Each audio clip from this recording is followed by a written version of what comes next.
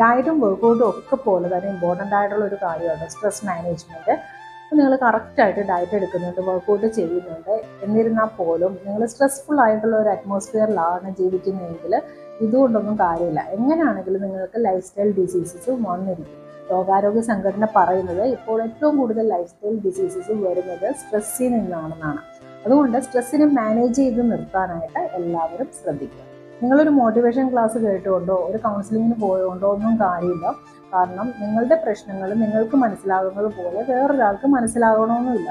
അതുകൊണ്ട് സ്വന്തം പ്രോബ്ലംസിൻ്റെ സൊല്യൂഷൻസ് നിങ്ങൾ തന്നെ കണ്ടെത്തുന്നതായിരിക്കും എപ്പോഴും ബെറ്റർ. സ്ട്രെസ്സിനെ മാനേജ് ചെയ്ത് നിർത്താനായിട്ട് യോഗ, മെഡിറ്റേഷനൊക്കെ വളരെ നല്ലൊരു റെമഡിയാണ്. അതുപോലെ തന്നെ നിങ്ങൾ ഫ്രണ്ട്സിനുമായിട്ട് ഔട്ടിങ് പോവുക, ഫ്രണ്ട്സുമായിട്ട് സംസാരിക്കുക, നിങ്ങൾക്ക് ഇഷ്ടമുള്ള ആളുകളുമായിട്ട് കുറച്ചുകൂടി ടൈം സ്പെൻഡ് ചെയ്യുക. ഇങ്ങനെയുള്ള രീതികളൊക്കെ തുടർന്നു കഴിഞ്ഞാൽ തന്നെ സ്ട്രെസ്സിനെ ഒരുവിധം മാനേജ് ചെയ്യാനും ഓവർ തിങ്കിങ് ഒഴിവാക്കാനും ഒക്കെ സാധിക്കും. എല്ലാവരും ശ്രദ്ധിക്കുക. Stay healthy.